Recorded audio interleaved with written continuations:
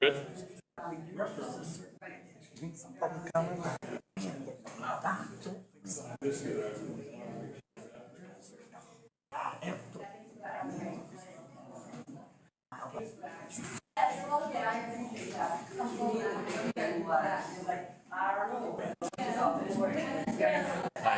I'm not going back, and then they actually went this lady. Going to put it back in his folder, Nicole? She had it in her folder, so thank you. It doesn't seem to always come out the same way. You can kind of hear it come out same.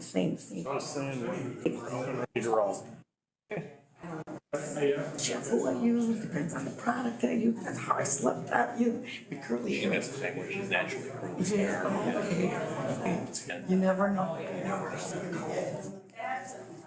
know in advance. I can see all of them. All right, good evening, everyone. It is 7 o'clock. I'm going to call the regular board meeting to order. Has the meeting been properly noticed? Yes, it has been. Thank you. Could we all stand for Pledge of Allegiance? Pledge of Allegiance to the flag of the United States of America and to the republic for which it stands, one nation, under God, indivisible, with liberty and justice for all. All right, thank you. Do I have a motion to adopt the agenda? Move to approve. Second. I have Jeff and Bobby. Discussion. Seeing none, we will start this vote with Steve. Yes. Priscilla. Yes. Lena is gone. Joni. Yes. Mandy. Yes. Jeff. Yes. Laura. Yes. Bobby. Yes. And my vote is yes. Passes 8-0. All right, moving on. 2.1. Layla Bork, Student Council Report. Got a long list today. So as you know, school year ended. The high school had 2 days for finals, where we, almost every single class took a test. And I think it went pretty well because it was a very nice, calm environment. They did a good job keeping the building quiet for the most part. And Friday, we had a schedule where we didn't have advisory in the morning, so we had hour-and-a-half classes, so that was even better for when we were taking big tests. So we had more time to do it. So that was, and then how they organized giving back Chromebooks and stuff really worked well. And now, on to all the new officers for everything. So, class officers for our senior class of 26, we have Matthew Pavlik as our president, Sandra Cook as vice president, I myself as secretary, Jillian Ronenberg as treasurer, and Lydia Hutter as fundraising rep. Then the juniors have Kennedy Manzer as president, Bella Rotar as vice president, May Shasky as secretary, Cody Hitz as treasurer, and Cassidy Raymer as fundraising rep. The sophomores have Bianca Smith as president, Ellie Erickson as vice president, Breeze Kozo, I can't say her last name. She's our secretary. Adriana Ratz as treasurer and Arabella Etter as our fundraising rep. So we and our incoming freshmen, we know there's only 3, so they're all gonna get positions. It's Brooklyn Storman, Tanisha Tuttle, and Aaliyah Miller, I believe. They're all gonna get positions. We didn't really get enough people to vote for them, so we're gonna rerun the vote once school starts again in the fall, so we can have the exact, who's gonna do what. Because only 13 people respond to their thing, and there's definitely not 13 people in that class. And then for student council, I'm president and school board rep, and then Jordan Meihinger is vice president. Bella Rotar is secretary, and Kennedy Manzer is treasurer, and then Arabella Eller is public relations. And we have Kamara Hutter, she's gonna be my fill-in if I can't make any school board meetings. And then for NHS, we have Jordan Meihinger as our president, I'm vice president, then Jillian Ronenberg is our treasurer, and Molly Johnson's our secretary. So it's gonna be a lot this year to keep everything organized, but So far, so good. Most of the class has planned at least one fundraiser, at least my class and the class below us. I know we have two. I believe the class below me has 2 or 3. We have a kids carnival this Saturday during the fly-in, and then we also have a car wash August 2nd during the Chicks tournament, which we're hoping to be at the middle school at the same time as the boys basketball and girls basketball road sale. I know the class under me is doing a car wash during the fly-in at the high school on Saturday. I'm not sure what else they're doing. I think they have a couple bake sales and stuff thrown in everywhere in a bra drive. I don't know dates of those, but I know they have them. And then we're already playing homecoming. We're already have that in our mind for student council, and we're pushing forth to try to figure out how we can make it better this year. And NHS is helping figure out like different fundraisers to help our school in a way and support. I believe we're going to support the hospital again this year. Don't quote me on it, but I believe that's what we're pushing towards. At least that's what we all fairly agree on. So that's all I got. Can you make sure when you have the fundraisers that you can come in with some dates so that we can advertise it then? Yes, I know of my grade dates. I'm not sure about the junior class now. I will talk to Kennedy about it when I see her. We see each other a lot now. Because last time I missed the pies. So make sure you are telling us when you're having fundraisers. I'll Flyers. I think next by July I can get a whole calendar of fundraisers and stuff if that would work. That'd be great. So we can have dates for everything, or estimated dates. I'll put estimate of dates so we know if it's actually happening that day or not. Alright, and that's all I got. Thank you. Great, thank you, Leila. All right, moving on, there are no public comments. 2.3, Activity Director Report. What I'd like to do, Sean apologizes but is unable to be here today, but one of the really interesting reports, there's a number of attachments, but if you look at the yearly athletic report, and you're able to open that up, you'll see at the bottom that over the last few years, we've actually increased the percentage of students that are participating in athletics. And that goes against what the state trend is currently at. And we're about over a 20-year period, we're at the highest percentage that we've ever been. And we know that participation in co-curricular activities is associated with both success in school and post-school. So those are very positive numbers for our students and their families. And again, the trend both at the state and national level is decreasing participation. We increased a couple sports though, right? We have increased a couple sports, correct, and that's helped that participation number. Girls golf was added last year, and there were a number of girls. Kevin, I don't know the exact number off the top of my head. It was fun. We were able to field a full JV and a varsity team for everybody. Okay, so at least 10 golfers that might not have participated in cross-country or volleyball. So it's great, it's great. Yeah. All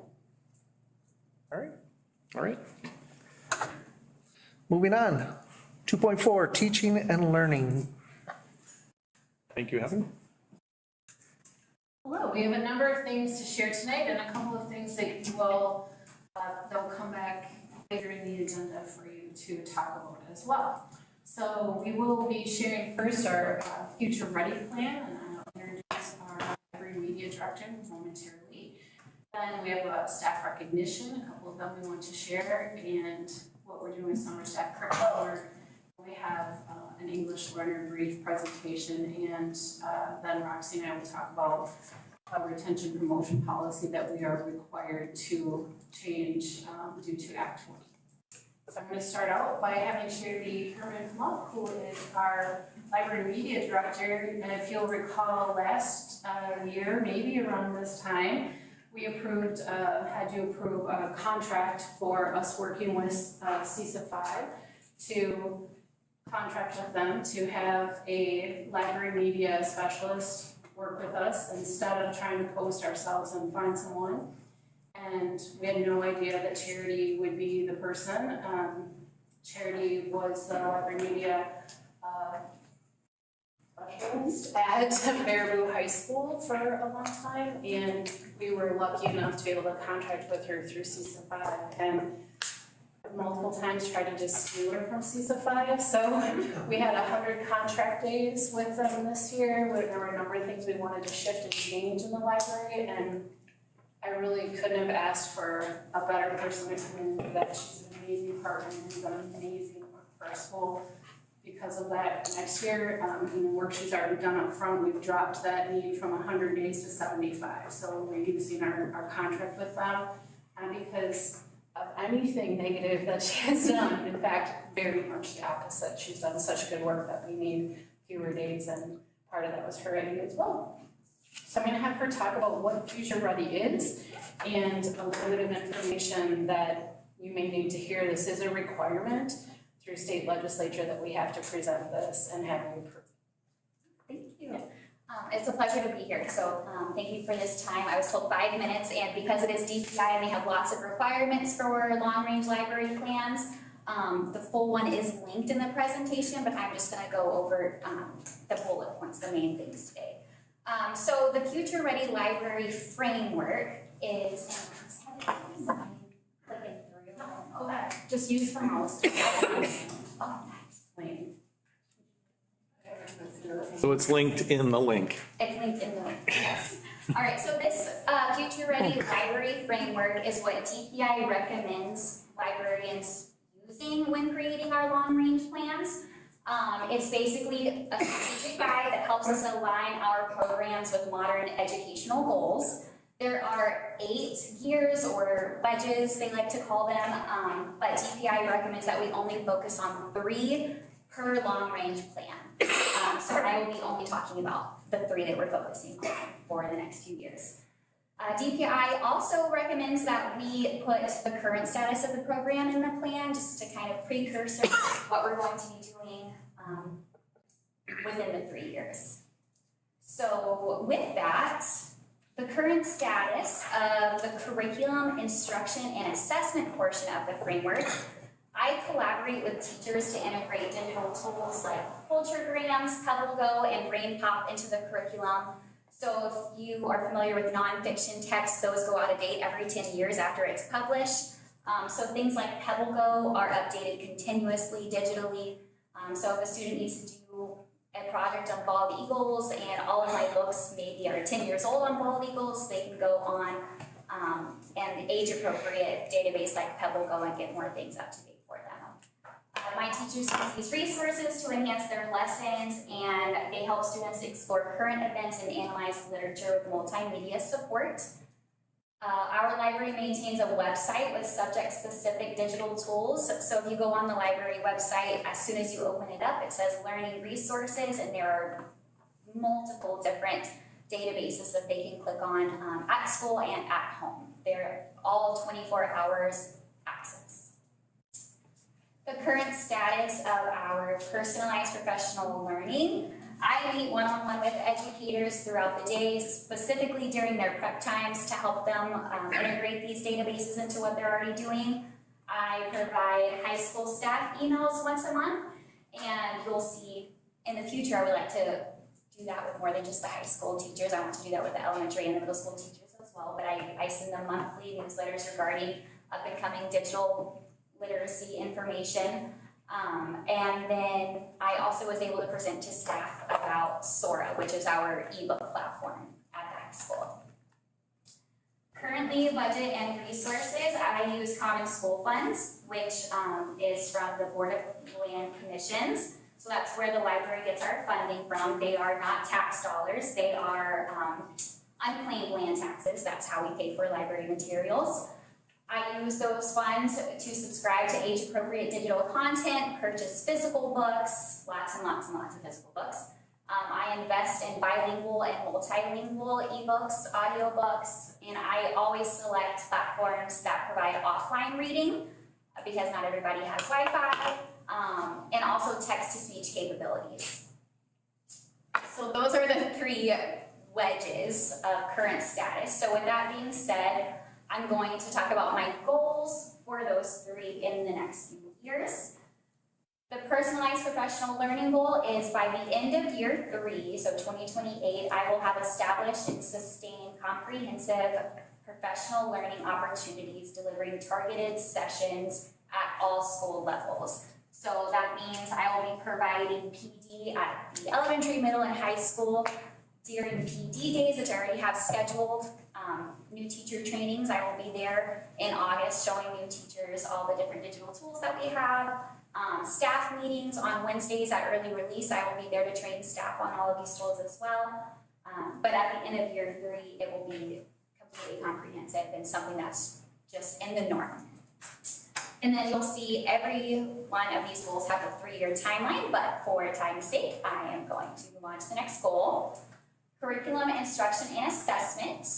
By the end of year 3, I will have successfully developed and implemented a 4K through 12 vertically aligned curriculum map. So there is no library curriculum out there in the entire United States, and it's completely up to the library media specialist to develop curriculum and scope and sequence for their K through 12 programs. And right now, Adams doesn't have that, so that will fall on me within these next 3 years to completely implement. And that is the timeline for that goal. And lastly, budget and resources. By the end of year 3, I will strategically utilize common school funds to support learner-centered literacy and equitable access to digital resources. This doesn't mean that I'm completely quitting on physical, but this is focusing strategically in digital resources. I will align spending with district goals, collaborate with stakeholders to prioritize needs, and regularly assess impact to ensure effective use of funds. And the timeline shows you how I will go about doing that. And at the end of the document, I have a bunch of supporting links that you can click on if you're curious. I also have information on that Wisconsin Common School Fund where I get all of my money from. But with that, what questions do you have? And you can take as much time as you need to go through that entire link because it's very long. Thank you for your time today. Thank you. Thank you. Appreciate it. Thank you. It's a lot, as you can see, so if there are questions, we can circle back to this another time. If you look through this and have other questions, we can come back to it in another month just so you have a chance to look at it, because it is a lot. Just gonna stay on that, thank you. Sorry. Okay. So we're gonna move on. I'm gonna ask that Shannon Cote comes up here with me. Some of you were there this morning and you were able to hear while we did our staff recognition. But WCAS is an organization, it's a Wisconsin Council of Administrators of Special Services. So it's the group that I belong to as an administrator here, really focusing on support for students with special education needs or any type of student services needs. And we are able to nominate somebody regionally who has been instrumental in what we do here. And I think Shanna has stood in front of you before and talked, kind of sharing with you what she does. But I want to start just by reading. They give you a very small window. I'm like, how do I capture Shanna Cote in this little itty bitty box? But I'd like to share with you what I know about. So Shanna Cote is the heart of our special education team, a true champion for students, families, and fellow educators. As our PTP coordinator, she goes above and beyond to ensure that every student has a path to success. But our impact doesn't stop there. Shanna is a tireless advocate, a trusted support system for her colleagues, always stepping up to provide guidance, resources, and encouragement so that every teacher can give their best to kids. Her passion, dedication, and unwavering commitment to inclusive education make her an outstanding candidate for Special Education Teacher of the Year. Shanna doesn't just teach, she inspires, empowers, and transforms lives. So, Shanna was selected as the Region 5 or CESA 5 area Special Education Teacher of the Year. I just want to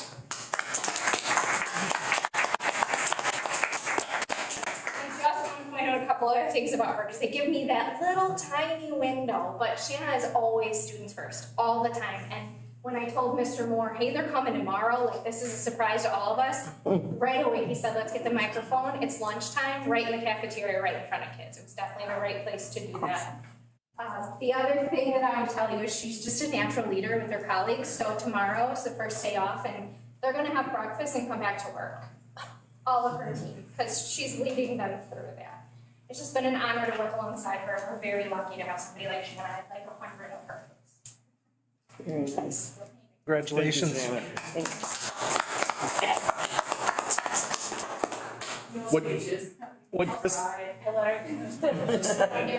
What Crystal didn't say is that almost every time I see Shanna, I ask her how she's working on cloning herself. Almost every time I see you. And we would love to clone Shanna over and over again. So thank you. Maybe next summer. Hey. We have another staff recognition. Adam Beal could not, I have the same spelling wrong. Teacher of the Year from Adams Friendship Veterans of Foreign Wars. Some of you may have seen this in the newspaper, but we wanted to make sure to bring it to your attention as well. I don't know. The only thing I would say is when I went to ask Adam if he would come to the board meeting tonight, he's like, I don't need recognition for doing my job. That's the type of guy he is. Several deployments overseas in his career in the military, and then kids love taking his classes. I don't know a kid that hasn't wanted to be in his class. He holds them to high expectations and perfect guy to represent. And is very involved in our Veterans Day program at the high school as well. Veterans Day program, and kids, if you've been there, kids, you can hear a needle drop in the gym, pack of kids, which is the case in most of our assemblies. Yeah, he's so knowledgeable. When thinking about him being a social studies teacher, he's just so knowledgeable and the person I go to personally when I want information about current military actions and war, and so we're very lucky to have his background. So we're thrilled about this award for him. So I'm going to ask Kenzie Kirsten to come forward. You also may remember last year that we added a position of an English language coordinator / teacher, and that ended up being a very own graduate of Adams Friendship Area School District, Kenzie Kirsten.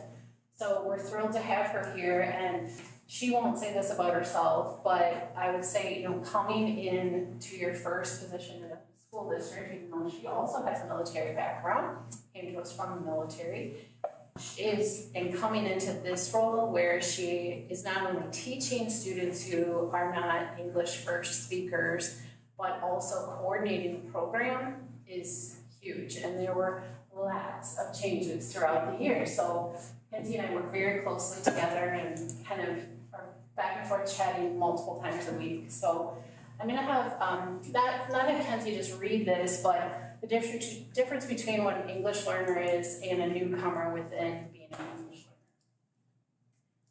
learner. Hi, I'm Kenzie. So a lot of our students, actually I think all of our students now are not considered newcomers at all.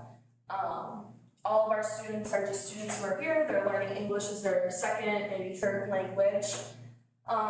Every student, when they enroll into a district, has to fill out the home language survey, regardless of where you were born or where you're from, and it just lets us know whether or not we have to screen a student. So if the language spoken at home is more than 50% of the time not English, then we have to screen the student and see what like level of English proficiency that they have, so that we can give them the appropriate supports. Families are then able to decide whether or not they want the support. All of our families accept the support. And those proficiency levels we find in reading, writing, speaking, and listening. So they take an access test, and then that just determines whether or not they're meeting proficiency in English. And that's solely in English. One of the only tests we can't opt them out of. They have to take it just to make sure that we are able to support them. So newcomers are students who are recently arrived, so any student who's been enrolled in schools less than 12 months in the United States. And we don't they're all here longer than that. So yeah, that's all I have for that. Okay, so the other thing is that we talk about how students are defined under English learners and newcomers, that those are state definitions. We don't, this isn't something just for our district, it's a requirement of the law. So something else that's been, very eye-opening for me is just the way in which our population changes throughout the year. So on the left, you'll see a graph, and it's really hard to determine yearly EL enrollment because it does change month to month. But you can see like the top numbers, 2020 and 2021, we had 11, and it's gradually increased. This year it's went down a little bit. We had a lot of families move due to inadequate housing situations. But happy to report that next year our number's already looking at 20 because we have a family of 3 moving back. The graph on the right just shows the enrollment month to month. So August was our highest. We had a projected amount of 26 or 27 students, and then it sat right around 20 students for the entire year until we had 2 families move for housing situations, and then we've kind of stayed stagnant at the 17. But again, we'll be moving back up to 20 next year at the start of the year. So it's a very transient population, which can be really hard to make progress with students because when they leave, you don't know what kind of situation they're going into in school and what they learn when they come back. So that can be a little bit tricky, trying to make sure that you're giving the students the right supports and working on getting test scores for our schools. Thank you. With that number decreasing, and as Kenzie was telling you that right now we don't have anyone that would fall under the definition of newcomers, we did reduce the assistant position in this, for English learners, so it's just Kenzie for right now. If those numbers increase again, we know we're gonna have to come back and potentially add some hours.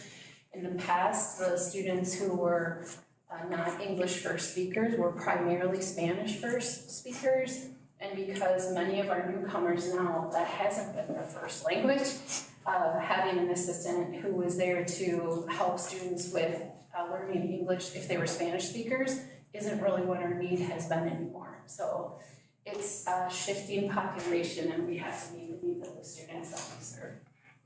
Yeah, so it's shifting, is there a different language other than Spanish? Yes, so actually less than 50% of our population speaks Spanish. We have 1 that speaks Ukrainian, we have 2 that speak Polish, and I have 3 that speak Tagalog.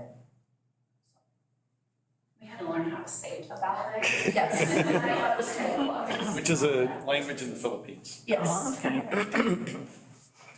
So then some of the roles and responsibilities that I have really just changes day to day. So I try to schedule right away. It's very difficult rebuilding schedules for 2 different people.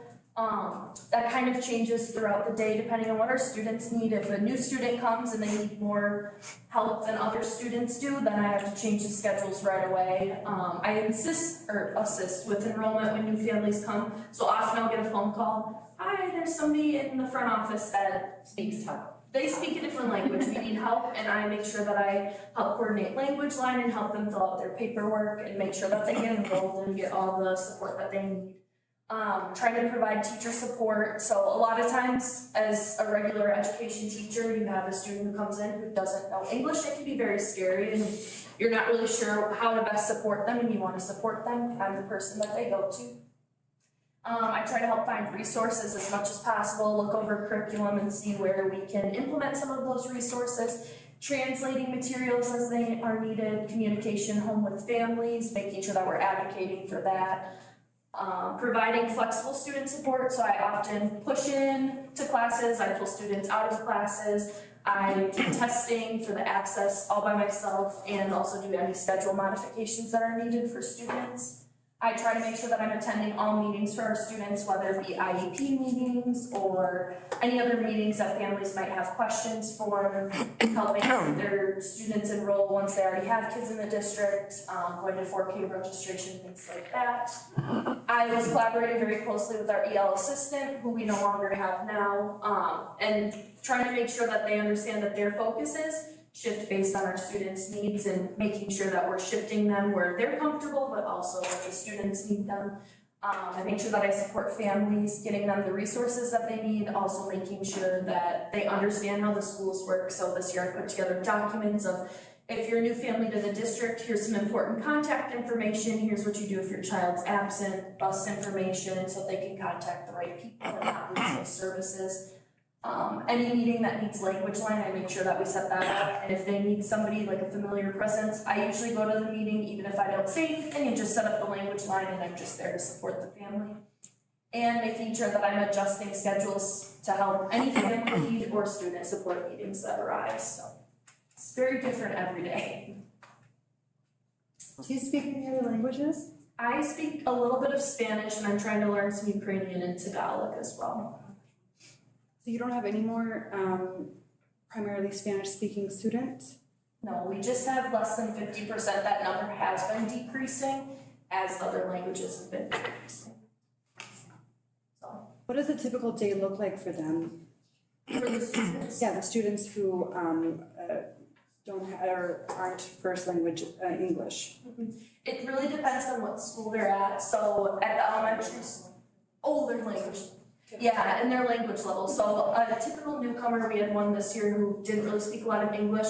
I had our EL assistant in there who spoke Spanish, and he was Spanish speaking, and she was in the classroom helping him. So she would assist in all the major content areas during like recess and specials.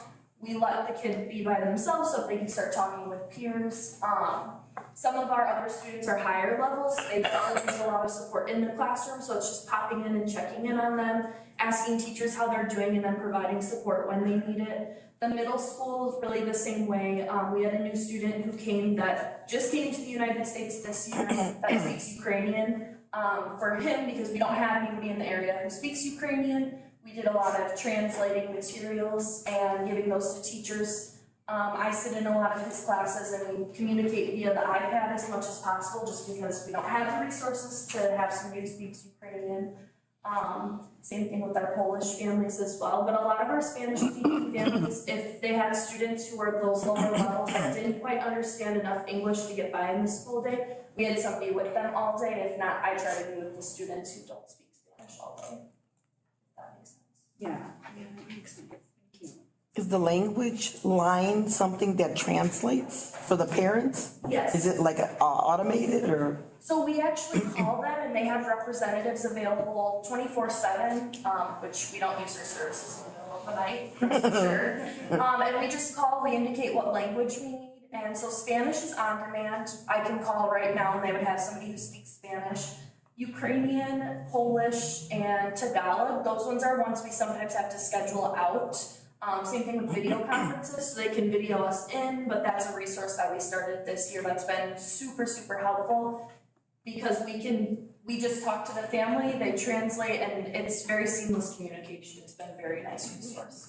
We use it at family teacher conferences as well, so any teacher can use it and can call it. We've taught everybody how to use it, and the building secretaries have it too, so if someone comes in, you don't speak the language, we have the language line, you just dial it and you tell them, having a family here, their language is Ukrainian, and then that person translates.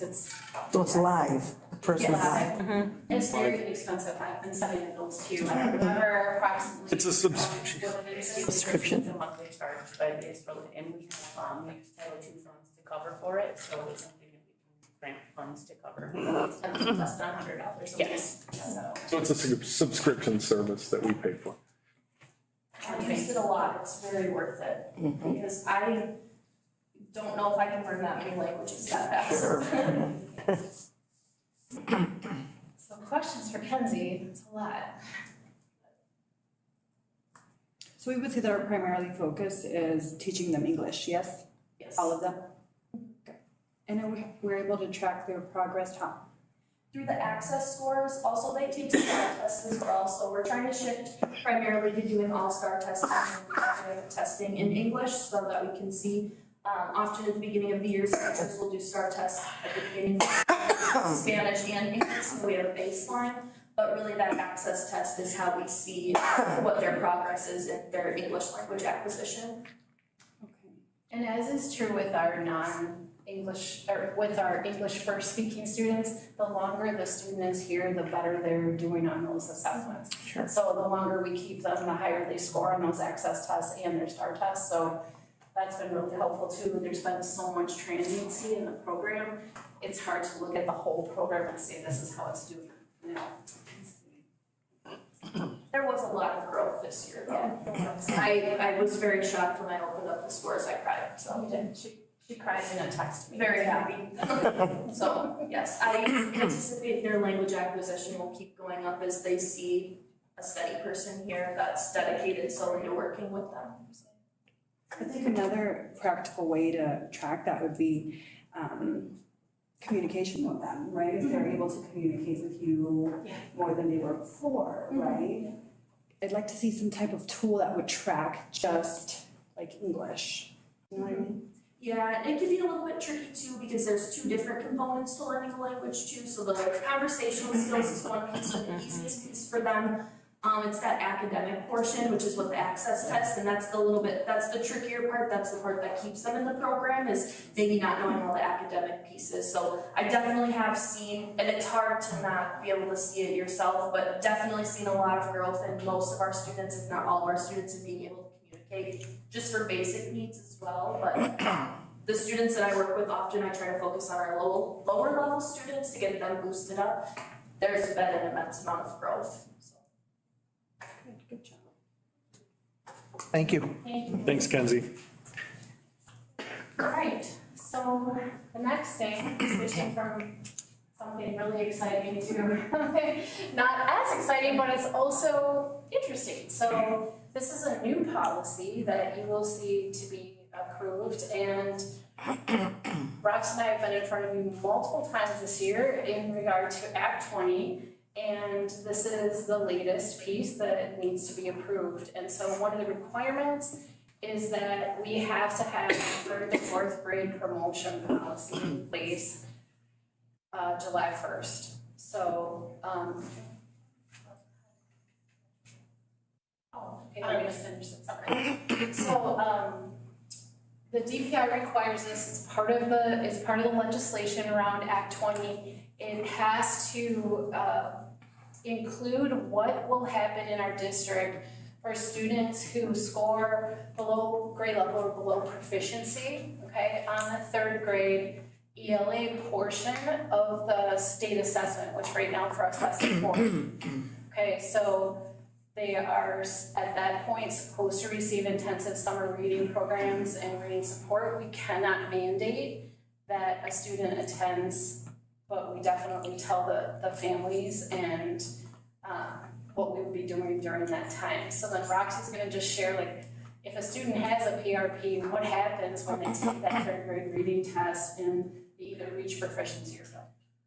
So, I mean, she kind of already alluded to it. So one of the requirements is they have to reach that proficiency on third grade. So if I'm a third grader currently with a personal reading plan, I've taken the forward, our data comes back and no, you didn't reach proficiency on the third grade, you will continue in fourth grade with a plan. Although DPI doesn't really tell you what that should look like. Other than that, you need to continue to provide some type of intervention for them. For them to get off of a plan from fourth grade on, they have to pass the reading proficiency on the forward. There's no other way off of a plan for DPI at this point. Sorry, I'm touching things. Here. They need to just score well, and we'll continue to work with them. It's not like we're gonna continue to work with all of our students, because we don't want them to go back on a plan either. But DPI hasn't determined that beyond fourth grade, how they get on a plan. And again, Act 20 is something that you've been hearing about regularly for the last 16 or so months. All this is unfunded at the state level and has required countless hours of work, not only from Roxy and Heather, but most of our elementary and special education staff as well. Yeah, so we already have a retention promotion policy in the district, but we are required to specifically have a third grade promotion and retention policy. So this doesn't take the place of that, it's an additional policy. So the one that's important is the recommendation from NEOPA. Can you tell me why did they decide to choose third grade to fourth grade? Because personally, I think that, I mean, I understand that the state decided it, but it seems to me that we should start at kindergarten and first grade. Because if they're not getting it in kindergarten and first grade, then they're gonna be behind the 8 ball when they go to second and third and fourth and whatever. So why is this, or do we have another program that's set up for kindergarten, first grade, I guess would be the question I'd wanna know. But why did the state of Wisconsin decide that they wanna choose third grade? We do work with kids in kindergarten, so Act 20 is for everybody to get, this is there to get off of it. Their third grade, I mean, research will tell you if they can't read by third grade, they're probably not going to be that proficient. So that's my guess, is that's why.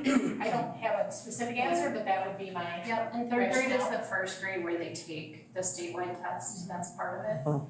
They don't do it in grades before that, so it's the one. But that's not the way it used to be. That's just the way it is now, right? No, I mean, it's always been that way.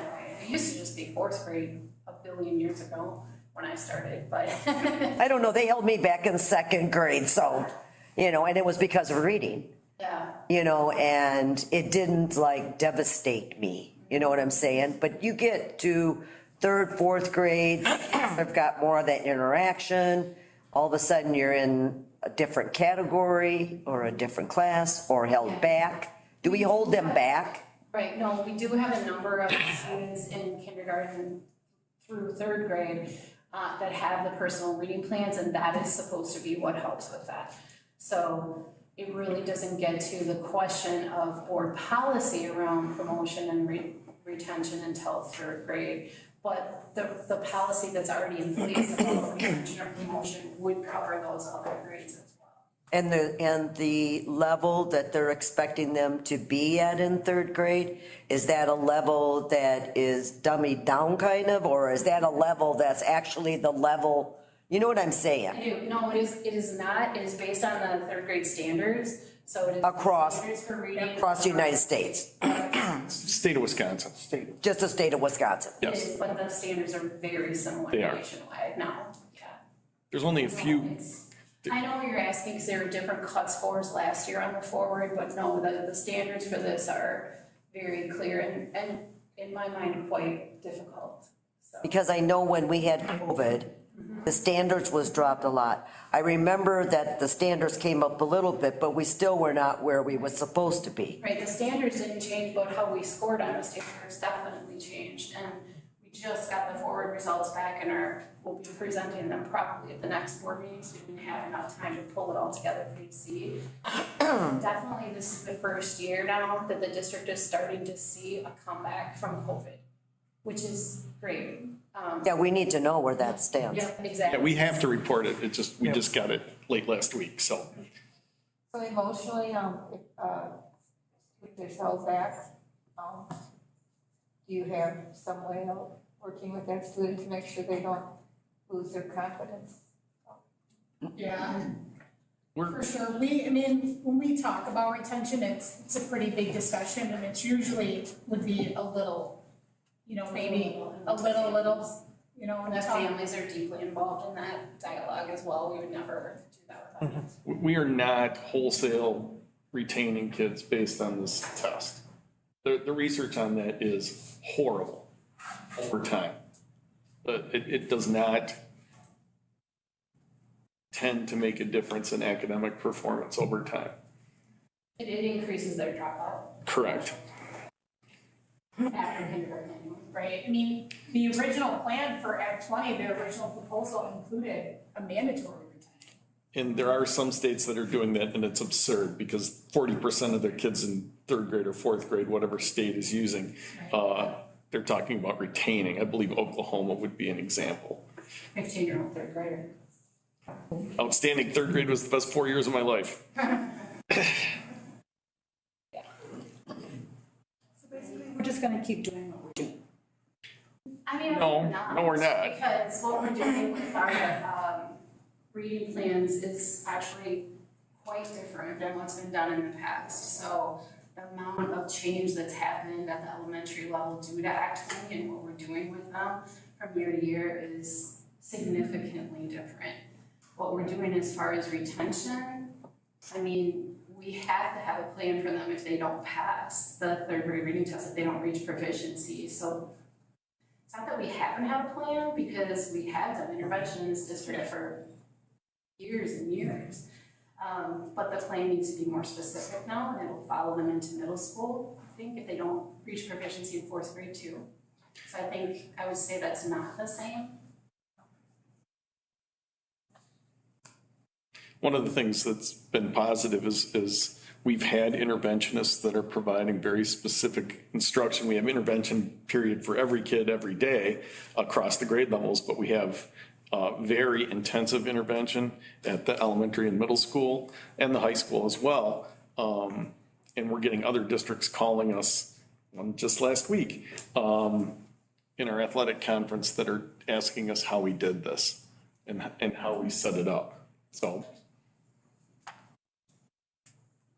we feel that we are ahead of the game regarding not only Act 20, but the intervention processes and times during the day that we have established are well ahead of most other districts. Yeah. We've been doing interventions for how long? I mean, they were kind of in place. Well, I'm finishing 9 years. I'm finishing my 6th year here. And the big push was during my first year. I think we've tweaked how that looks and provide more resources to that. For a while there was strictly classroom teachers providing it. Now we've brought in specifically trained people to do that. We've worked a lot through our schedule to make sure that everybody is getting what they need, whether it's enrichment for those that are above or something for those that are below. So we're really including all into that. We just worked the kinks out. We've also trained our classroom teachers who have intervention groups to use specific interventions, and we continue to do that, continue to grow that as we look at the data on our students. And we do continue to see growth. I think we all just feel like it's like not fast enough, so we're trying to make changes to make that growth happen more quickly. Speaking of data, we also have a requirement to share with you information about our AGR program, which is the Achievement Gap Reduction Program. So it started back in the 2015-16 school year. For those of you who were around, you might remember SAGE, the Student Achievement Guarantee and Education Program. And what happened was, at that time, schools could make a decision about one of those 3 bullets that are listed there if you were going to receive the funding through the AGR program. So for us, we have specific performance objectives to be able to continue to receive that money. We have a few of those things that we do as far as our goals, but there is definitely the maintaining the class sizes and instructional coaching, as well as one-to-one tutoring, pretty much do a lot of those things in there. So Roxy's going to talk just briefly about what our goals are. So, I mean, as you can see, we typically look at wanting to exceed our academic growth or academics 10% more than the previous year. And it's in all subcategories using kind of that triangulating of data. Yep, so we have the forward, the star, and now we're also using Ames Web Plus, which is a requirement. I don't know, we need to go through this specifically, but if you look at this data, what you can see here is going from, is this fall to winter? Yes, year. Fall, winter, spring. Yeah, fall, winter, spring data on our students reaching proficiency. Really, there are a couple of things we really look for. One is a reduction of students in the red from the winter to the spring. The red means they're in the 10th percentile or below. And then we look for an increase in the green, which is students reaching proficiency. So sometimes you'll see when the red goes down, you'll see the yellow increase, and those are the students that are getting closer to proficiency, okay? And those are the students we really try to focus on, even working in intervention, so we can get them to proficiency. Our state report card achievement scores are based off of this data.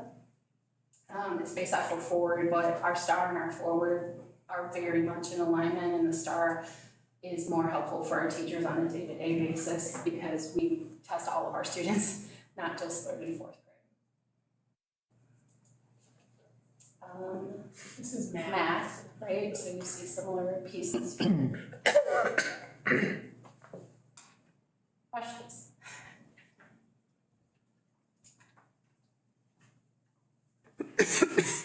We will have a full report on data for you Maybe. probably in July, yeah. So was there a change of the type of math that they were doing in the spring versus winter? No. Well, Because it went from 63% to 59%, so it's like, did they go more advanced and they had a harder time The grasping? expectations rise. They do. What? The expectations rise, like. I see. So when you give these tests, they are assuming that the average student is making 1 year gain of academic progress Yes. over the year. And so the concepts do get more difficult. And even though the green at or above benchmark might have shrunk between winter and spring, if you add the green with the light blue or purple, you see that we're actually in better position. We have less percentage of students in red and yellow in the spring than we did in the fall or winter. So we are moving kids forward. It's on Watch Me. those are the kids that are kind of in that non-intervention, non-intensive intervention. But they're kids that are really close to receiving that, if that makes sense. So that's a group that we would look at really closely to say, are they still making gains? Do they need a more intensive intervention group? If they're on that borderline of reaching proficiency, we're not as concerned about the intensive intervention they would get.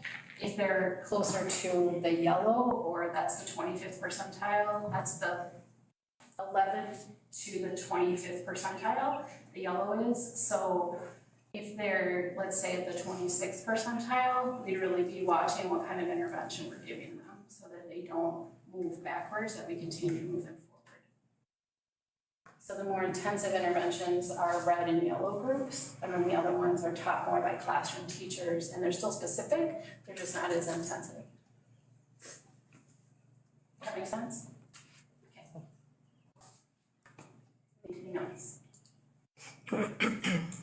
How do we move them into the green group? When you can answer that, that would be really. We continue to provide intensive intervention for every student at their grade level and try to, or at their instructional level, not grade level, and try to move them forward. Yeah, I was sort of saying that tongue in cheek, Steve, but the No, I truth understand. is that some of the other things that we're doing in relation to what Tom just said is that so there's weekly assessment of how they're doing. We call it progress monitoring, right? We are specifically monitoring on the areas that we see that they may be struggling with, if that's specific to, comprehension versus a phonics-based issue that they might be having. So we are looking, and if those interventions aren't working, we change them. So we're trying to meet their needs and meet them where they are without creating a testing culture that is stronger than a teaching and learning culture. Thank you. The two factors that are most highly associated with how students do on standardized assessments are family socioeconomic circumstance and parents' level of education, particularly mother's level of education. So for the population that we serve, we do quite well.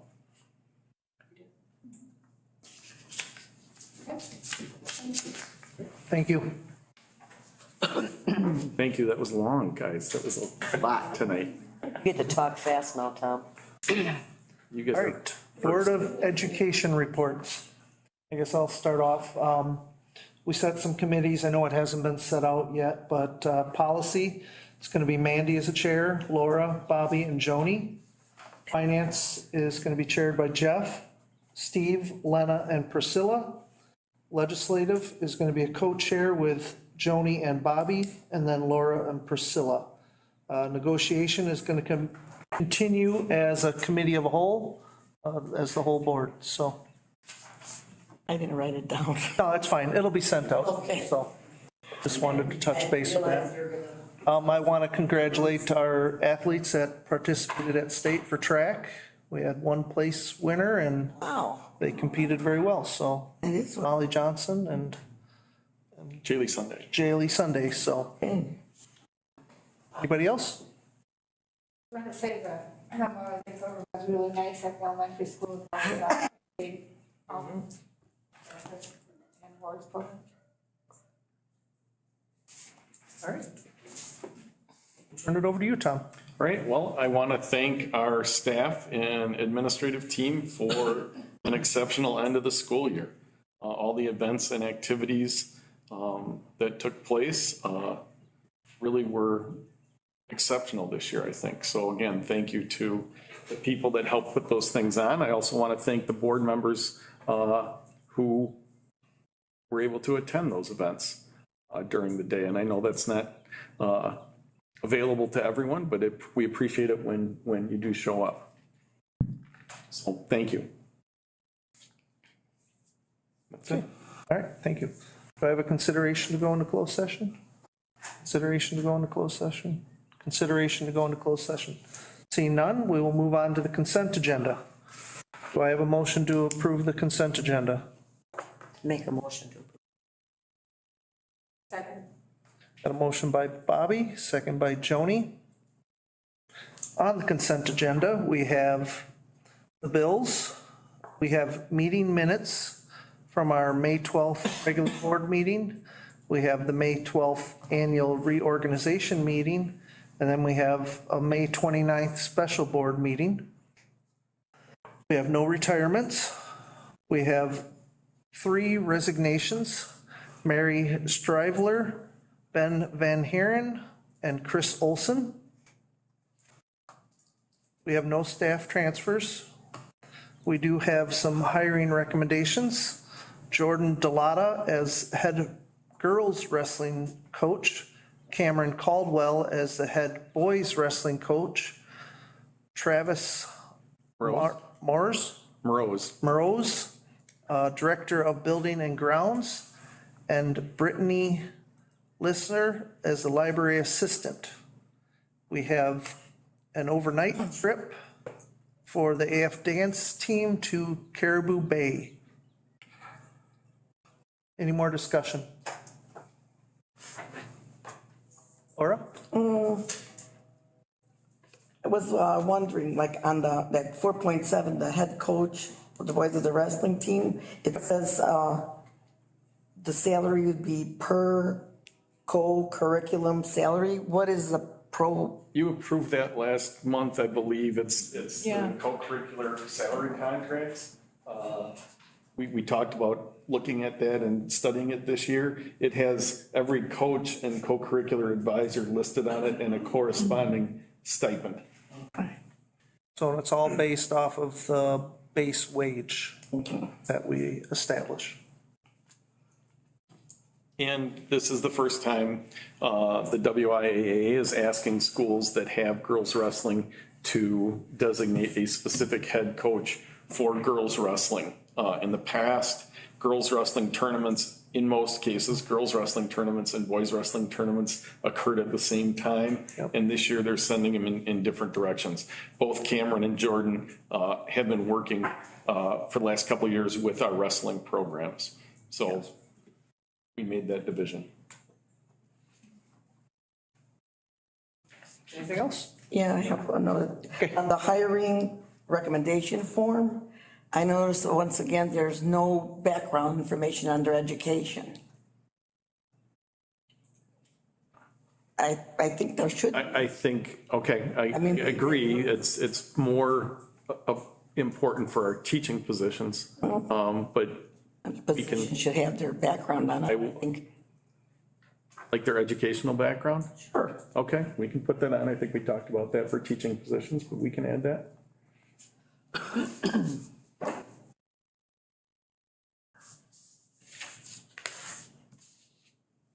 Anything else? I believe most of these individuals would be high school graduates. With years of experience, Yeah. not only as wrestlers, but also with the program. I don't think, just to add on to that, I don't think the board realizes when they're assistant coaches, they travel, even if they're a middle school assistant coach, they travel with the high school to all their tournaments. So they don't even get paid for the job specifically for the middle school. They do all of it. And it's almost like cross-training to the positions that they're in now. Well, and I think that's interesting, Jeff, because you're right. Like if you've ever gone to a wrestling tournament, you will have multiple wrestlers wrestling at the same time. So even when we have small numbers in our wrestling program, it's imperative that we have multiple staff because your weight classes are going at a different time, right? So you need multiple people to be able to help the kids that are doing that. And the WIA thing with the girls is if you're going to have a girls wrestling program, you have to have a designated coach. All right. We will vote. We will start this vote with Priscilla. Yes. Joni. Yes. Mandy. Yes. Jeff. Yes. Laura. Yes. Bobby. Yes. Steve. Yes. And my vote is yes. Passes 8-0. All right, moving on. Finance. All we have is the meeting, so I will have the meeting minutes from the May 12th Finance Committee meeting. Do I have a motion? Move to approve. Do I have a second? I'll second. Andy? Discussion. Seeing none, we will start this vote with Joni. Yes. Mandy? Yes. Jeff? Yes. Laura? Yes. Bobby? Yes. Steve? Yes. Priscilla? Yes. And my vote is yes. Passes 8-0. All right, moving on to new business. 6.1, consideration and action to allow the district administrator to approve contracts. So we've asked this for the last few years because of the competitive nature of hiring licensed individuals at this time. Those folks don't necessarily want to wait till the next board meeting. They can just get a job down the road. So you have given me the authority to approve contracts between now and the start of the school year. If you wait a month, if we hired somebody next week, they wouldn't wait till the second Monday in July. Move to approve. Second. Got a motion by Jeff, second by Joni.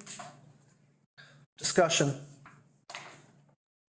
All right, I'll just read that motion again. So it's the motion to allow the district administrator to approve staff contracts from June 9th, 2025 through September 8th, 2025. So the September 8th is our September board meeting. September board meeting. So any discussion? All right, seeing none, we will start this vote with Mandy. Yes. Jeff. Yes. Laura. Yes. Bobby. Yes. Steve. Yes. Priscilla. Yes. Joni. Yes. And my vote is yes. Passes 8-0. All right, moving on to 6.2. Consideration and action to approve policy 5411, third grade promotion and retention at-risk students. And this is the policy that Heather and Roxy were referring to during the teaching and learning report. And again, it needs to be approved by July 1st, and we have worked with Neola making the appropriate, you can see in there, making the appropriate, checking the boxes that we would like to see in the policy. Move to approve. I'll second that. Got a motion by Mandy, second by Bobby. Motion to approve policy 5411, third grade promotion and retention at-risk students. Discussion. Seeing none, we will start this vote with Jeff. Yes. Laura. Yes. Bobby. Yes. Steve. Yes. Priscilla. Yes. Joni. Yes. Mandy. Yes. And my vote is yes. Passes 8-0. All right, moving on to 6.3. Consideration and action to approve the future forward library meeting plan. And that was presented by Charity this evening. And again, we'd like to approve that. We have to by state statute. Move to approve. Sorry. That was. I was just gonna ask, is that for all three schools? Yes. Okay, I'm sorry, forgot to ask. Got a motion by Mandy. Do I have a second? Move to second. Priscilla?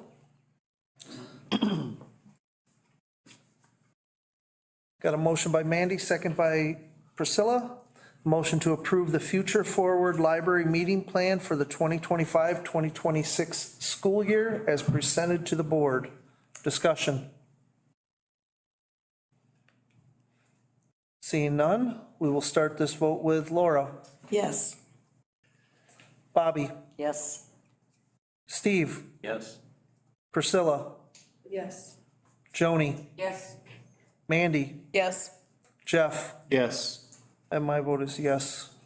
Passes 8-0. Next up, 6.4. Consideration and action on the approval of the ACP Academic and Career Planning Report. And that was reported at the May 12th board meeting. We said we'd bring it back for approval today.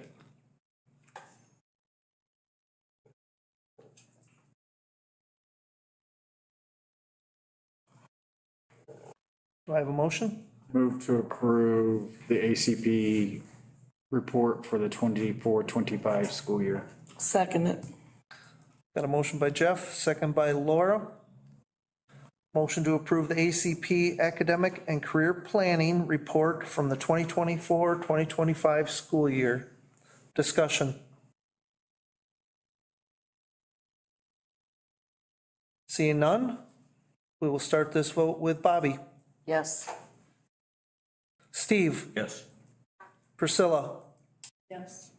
Joni. Yes. Mandy. Yes. Jeff. Yes. Laura. Yes. And my vote is yes. Passes 8-0. Right. 6.5. Consideration and action to approve spending prior to budget adoption. So as many of you know, we don't actually approve the budget until closer to this fall, at the budget hearing, but obviously we need to pay our bills and maintain a budget up until that point. So this action is just to allow us to continue to pay our bills before the actual budget is approved. It's really from July 1st to the budget adoption. Again, this is something that you see on an annual basis. Do we have a proposed budget though to publish by July 1? No, not yet. That won't be until after July. Okay. When are you anticipating getting actual numbers from the DPI this year? I mean, they're still talking about budget allocations at the state level. The two big issues for education funding are increasing special education funding. I heard today they're talking about maybe 1 or 2 percentage points on that. The other issue is trying to lower the revenue limit for low revenued school districts like ours. And that is not gaining much traction in Madison either. So have you heard they're looking at increasing voucher spending? I don't know that. I do know I wrote 3 of our elected officials this morning. Because I haven't seen anything about that, and I've just seen that don't want to give much to public. We don't know when we're gonna get final numbers from the state. So for us to create a budget at this point in time would be very much like our bear, it'd be speculative at best. The last I heard from Tom McCarthy was, we anticipate a late September, early October timeframe, which will be well past our mandate to have our budget hearing and annual meetings.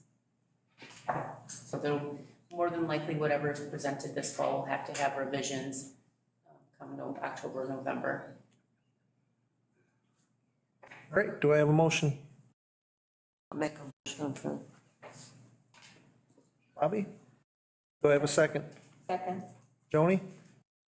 All right, motion made that until the school board's adoption of a final budget, the board may spend money from available funds as needed to meet immediate expenses of operating and maintaining the public instruction of the school district pursuant to sections 16.12, 8A2, and section 120.13, 33 of the state statutes.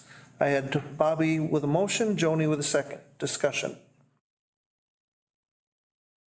Seeing none, we will start this vote with Steve. Priscilla.